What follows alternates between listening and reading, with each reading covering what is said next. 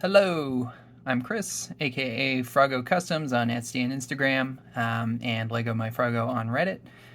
Today, what I'm going to be showing is how to fix a Game Boy Color that has had heavily corroded button contacts. So basically, like the little gold parts here that are used to register button presses, in combination with the rubber membranes.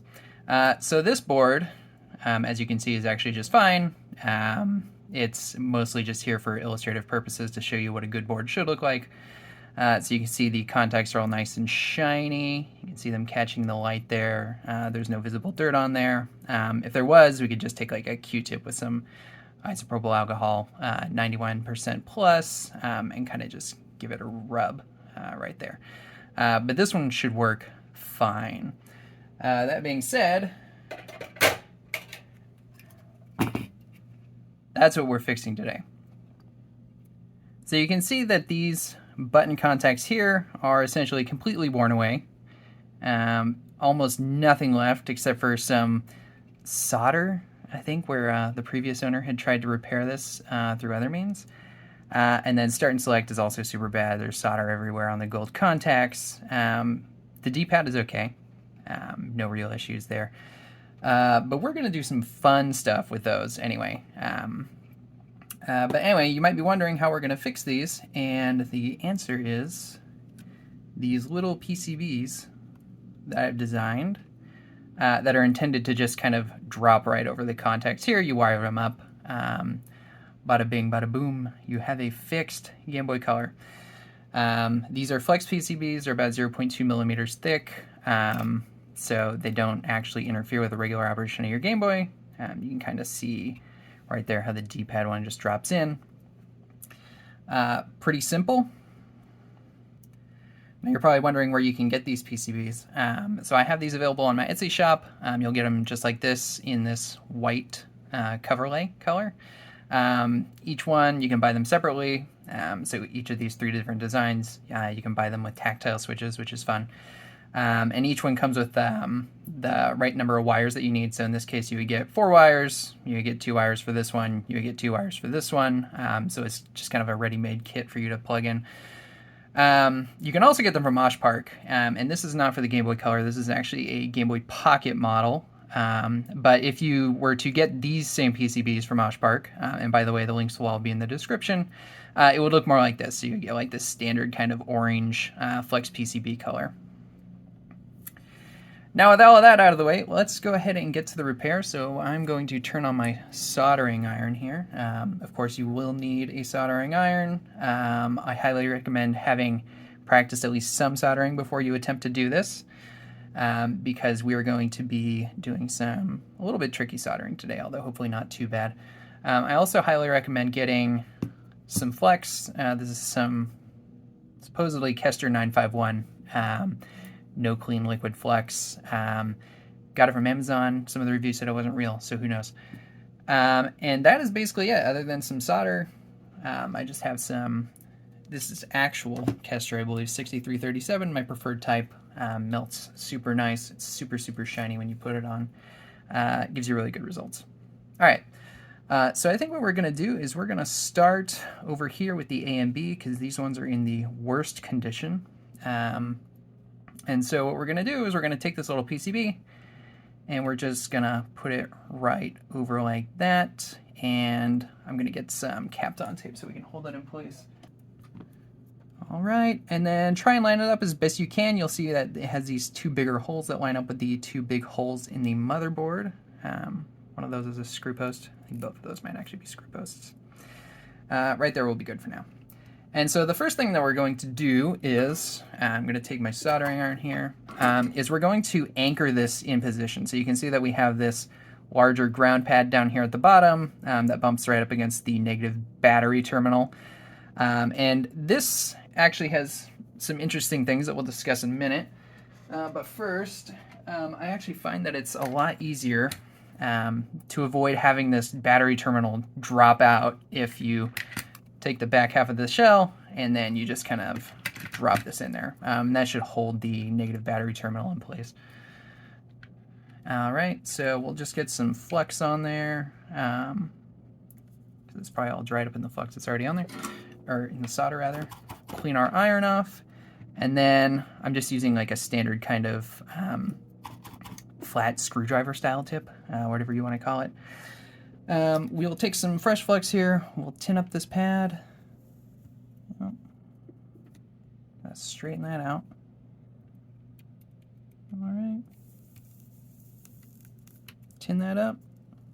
Get out there. All right. And then what we're going to do is we're going to try and melt these together. So, and this can take quite a bit of heat on this battery terminal just due to the size. All right. I think it's technically connected. I don't quite like how little is connected there. So let's go ahead and get some more solder on there. All right. Kind of keep it flat until it solidifies. And you can see there now we have a pretty good connection. So at this point we can go ahead and take the tape off. We don't really need this anymore because it's firmly in place. You can see it's not really moving around at all. And so now that one little thing that I was mentioning with the A and B board. So the way that these buttons work essentially is that each of these, let me get some tweezers.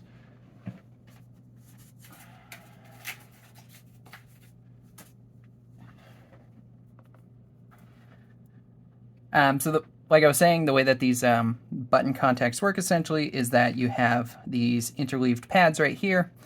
One of these is going to go to a control line coming off of the CPU, and then the other one is going to go to ground and kind of interleaved right like that. And so essentially when you push the rubber contact down onto these, you're shorting the control line from the CPU to ground, which is how it detects whether or not the button has been pressed. So the reason that we want to anchor this to ground, give it a ground connection, is to provide that ground connection essentially. But the interesting thing with the AB button is that this negative battery terminal isn't actually always connected to ground. So within this power switch here, or the power jack rather, there's a mechanical switch where if you actually plug in an AC power adapter, this negative battery terminal gets disconnected from the general ground from the board. So basically, like if you were to install this, you were to only anchor it here, and then you were to plug in this, your buttons would no longer work because these no longer have a ground connection. So that's one of the installation options that you have actually. The way that it's connected right now, we do not actually have a ground connection. So you can see that we have these two little square pads over here.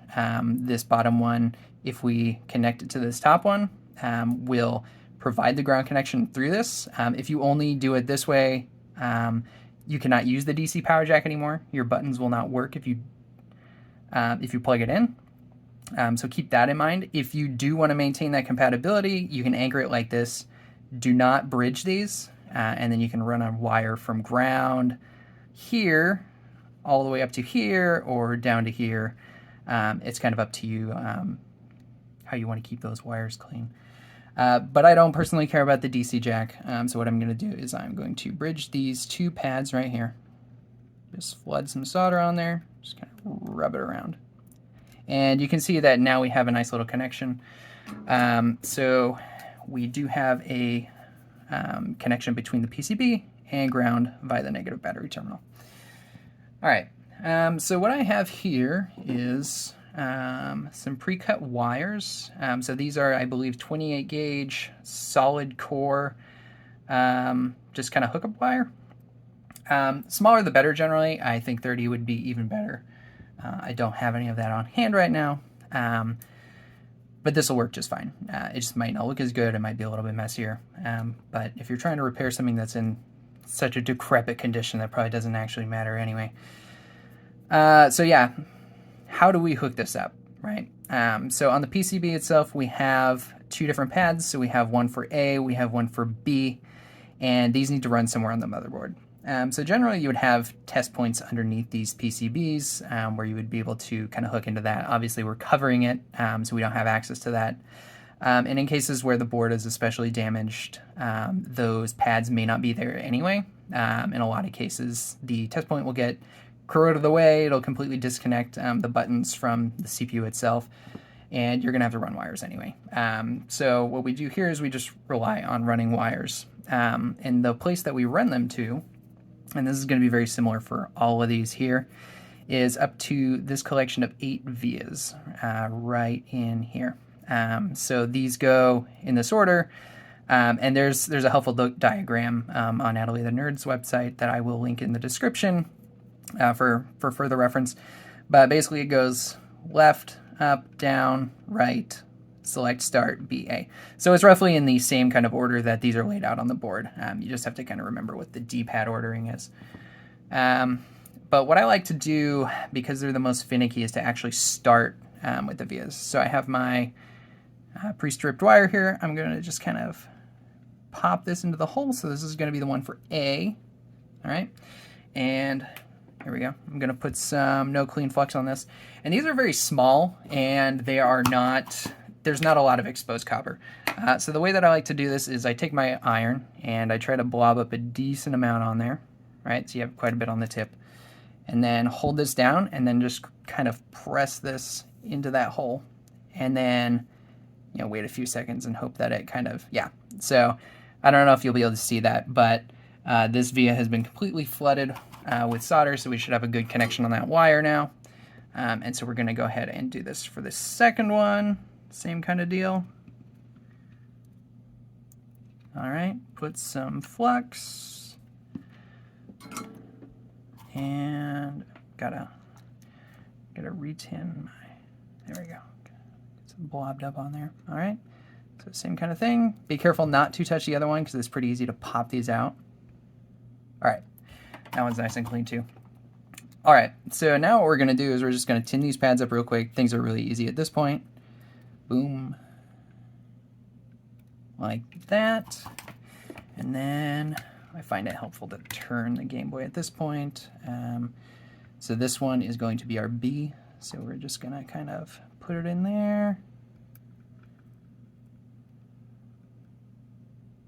That one's good.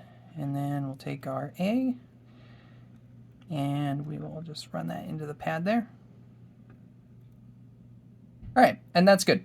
So you want to avoid getting solder on the battery, on the button contacts themselves. Solder naturally oxidizes pretty quickly, and so you can imagine if you got some solder on the gold contacts there and it oxidized, you're essentially undoing what you've just done. It'll probably work for a little bit, but eventually you're going to lose conductivity enough that you're going to start having like button press registration problems. Cool. So that one is honestly the most complicated due to this grounding issue that I've mentioned. The start and select is actually going to be pretty straightforward. So we're going to take this and we're going to lay it over, and you can see that there is a pin down here. Right here, this is a ground pin that is connected to the main ground of the motherboard, so you don't have to worry about anything with the battery contact here. Let's go ahead and just tin this up so that we have some fresh solder on there. And then we will, not going to use any tape here because I can just hold this down with my finger.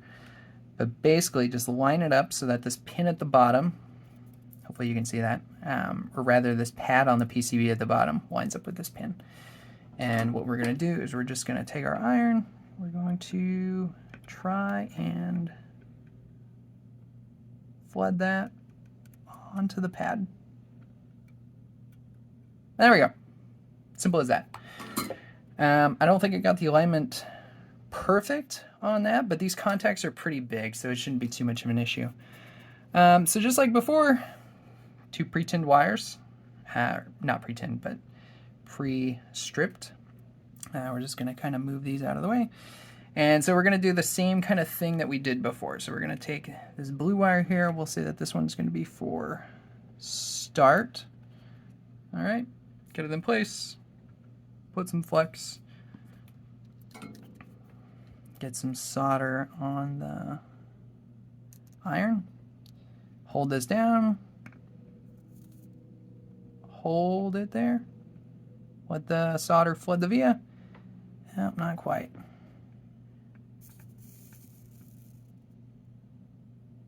There we go. It's generally a good sign if you hear the flux cooking. It means you're making proper contact, at least partially.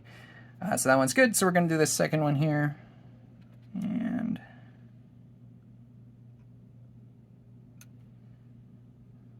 It's like performing surgery.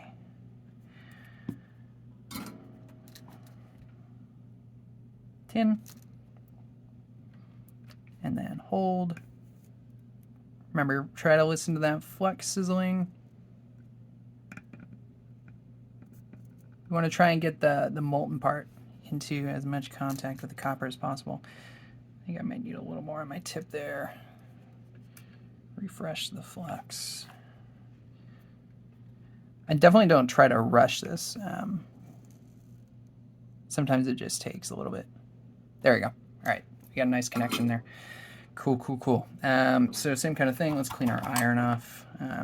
Definitely try to keep your iron clean, otherwise you might have issues with thermal transfer. Cool. Those are tin, just like before. We'll turn it around. And then we'll take our start wire. And of course, you can always cut these wires shorter. You know, longer kind of gives you more routing possibilities. But if you know exactly how you want to route the wire, then definitely go shorter. You could probably do it a lot cleaner.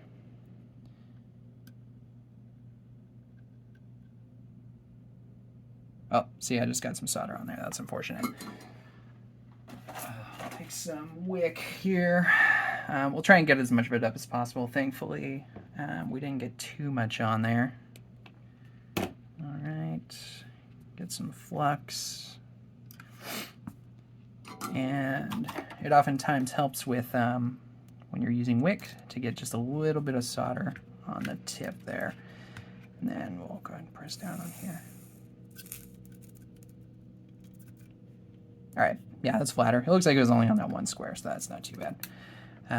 Both of our wires are connected nicely. Cool, cool, cool. And so now I said we were going to do something fun with this one because the D-pad button contacts here are actually fine. Like, I don't see any issues with these at all. There might be a little bit of dirt that we could just wipe up with alcohol. But what I want to do with this is put tactile switches on here. So that would be the clicky kind of switches that you would find on the Game Boy Advance SP or the original Nintendo DS, I believe. And so this is somewhat tricky. I do sell them like this pre-installed. So basically you can say you want tactile switches included and I will put them on for you. These are hand solderable. It is... Stop. There we go. Okay. It is not the easiest. These little switches have very little exposed, whoops, contact on them. I don't know if you're going to be able to see that. And so it's really hard to get a good contact between the iron and this little contact here. And so you're probably going to have issues with the solder flowing. If you get enough solder onto the pads themselves, so you can see on here, 4 little pads, those are for the tack switches. If you flood those with solder first and then try and keep that molten and kind of slide the switch on, that tends to work, but it's still kind of finicky. So what I have is this little hot plate. I think this is pretty popular, the MHP 30. It's about, I think, 3 centimeters square, so it's pretty small, but it's actually the perfect size for what we're doing here. And I have here some leaded solder paste. And so what we're going to do here, and I do have stencils for this. I actually find stencils pretty finicky. But what I found works pretty well is just to kind of smash it in here, squeeze a little bit out, pull it away. You don't want too much because then your switches might not sit flat. They might kind of float on the molten solder as you melt them. And that wouldn't be great. So you want to try and get as little as possible.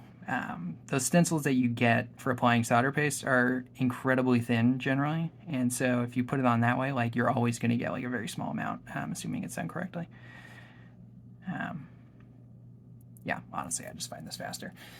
Anyway, so that looks good. Let's go ahead and get our hot plate here plugged in. It's USB-C, like everything should be on God's green earth. Got no power.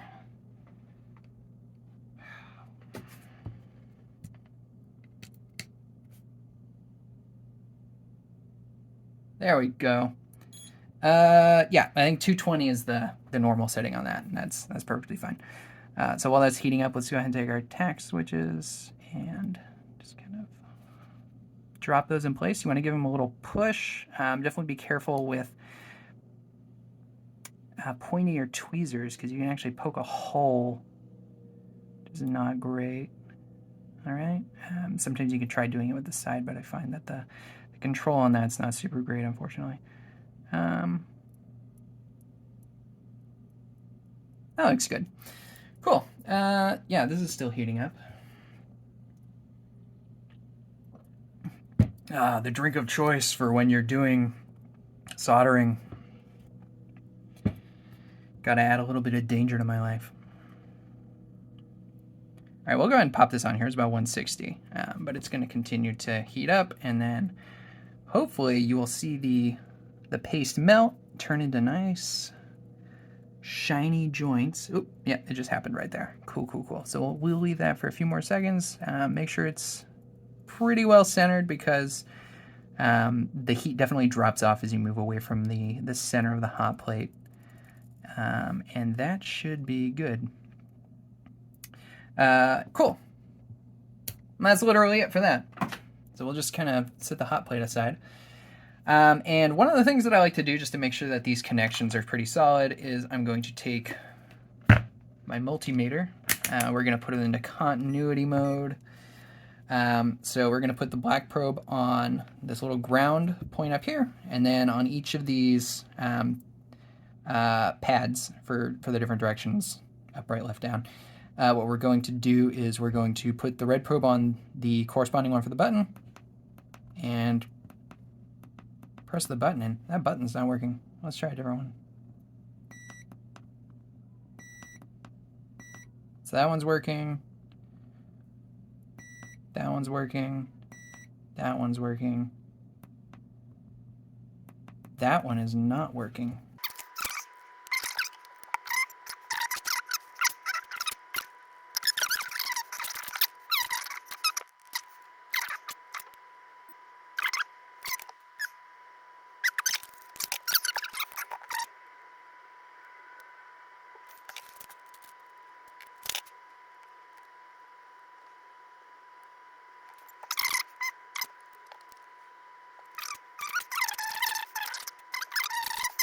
While I test this. So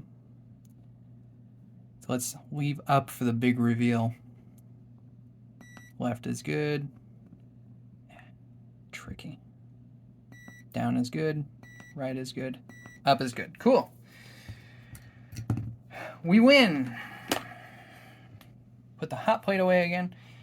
Somewhere where I'm probably almost certainly going to burn myself. But that's fine. Cool. So, back to PCB installation. So this one like lines up really nice. I'm actually very proud of how this one turns out. You can see how that curve just like boom right in there, nestles into the bosom of that circle. So you can see up here we have a grounding point, so that is the anchor and the ground connection all in one, just like we have on the start select board. So let's go ahead and tin that up with just a little bit of fresh solder.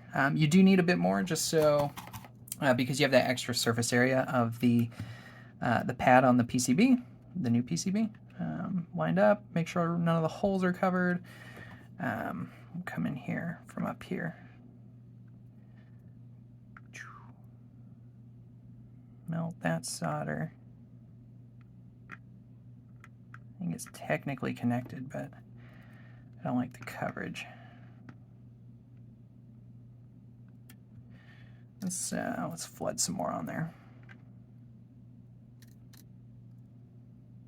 I just popped right out of place.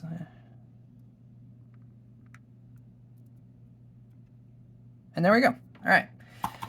And then same exact kind of thing that we did on the other ones. So I have 4 wires here.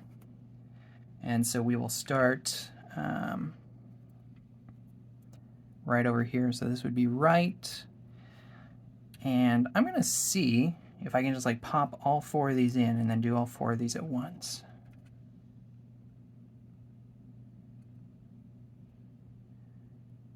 Because that's going to go a lot faster. Of course, you know, if you're pretty new to soldering, like, you know, take your time, go easy. It's hard to mess things up permanently. when you're soldering, even if your technique's not great. But it is very, very easy in a lot of cases to kind of ruin it beyond your own repair level, so definitely be careful with that. All right, so we're going to turn this. I've got my iron blobbed up with solder. We've got flux on there. Let's try and get all that liquid solder in contact. The hole, try and get that via to flood. That way it's flooded. That one's flooded. That one's flooded. That one is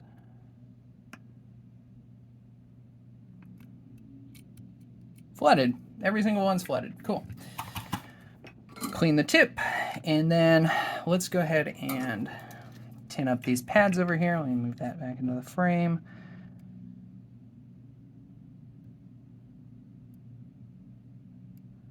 And you can see I have fairly shaky hands, so if you think you can't do this because you don't have steady hands like I'm doing it somehow, it's just incredible to me. So here's the left, so we'll run that right in. Remember, you always want to kind of heat the joint. It always helps to kind of have a melted pool already when you run your wire in, instead of like trying to keep the wire in contact while you're melting it at the same time. That's just a way to really kind of like have a rough time. Get down. Cool.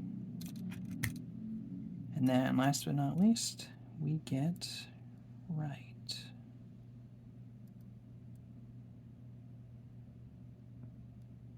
Cool.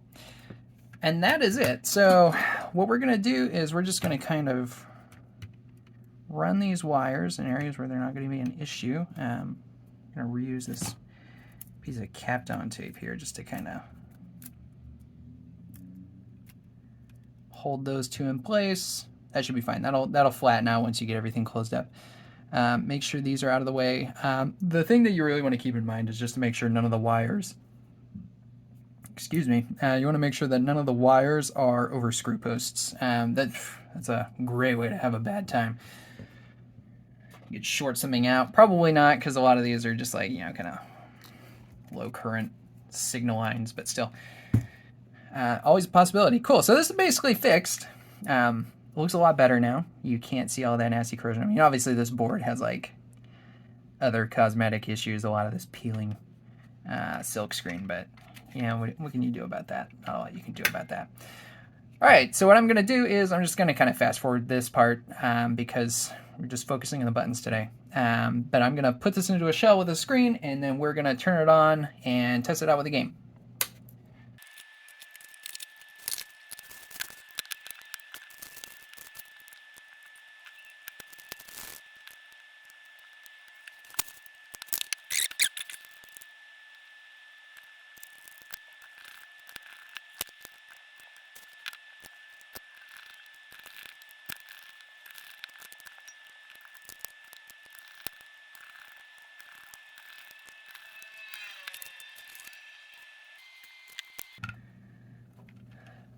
All right, moment of truth. Not the correct size screen lens, obviously. This one's for the Q5 IPS kits, but I don't think I have a non-scratched regular size one around. So let's see if this works. Got my nice IKEA Lotto batteries here.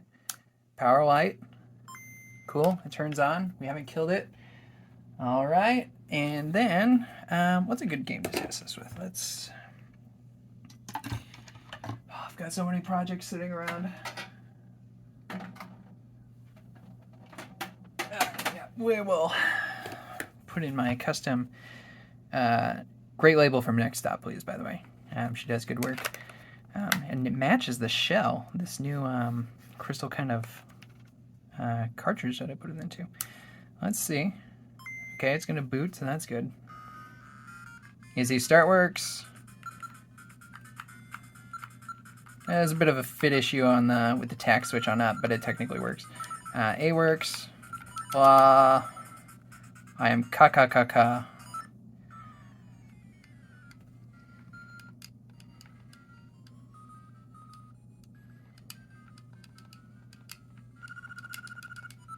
B works. So all we got to do is confirm select and then the other directions. Right, left, down, up. And with these tactile switches, you can sometimes have fitment issues. I generally don't have any issues with the D-pad, but if you were to put them on the B and the A buttons, for example, those you sometimes need to like do some modification on the buttons themselves. So like, especially with A, you might have to file down the top of these little nubs that come off the side. But yeah, you can see it works. So we can test select when we get outside here. Got my shield. And then out the door. Start, select, boom. So that's it. That is how you can fix heavily corroded button contacts on a Game Boy Color using my custom PCBs. As always, like, I do love it when people buy them from my shop, help support the stuff that I'm doing here.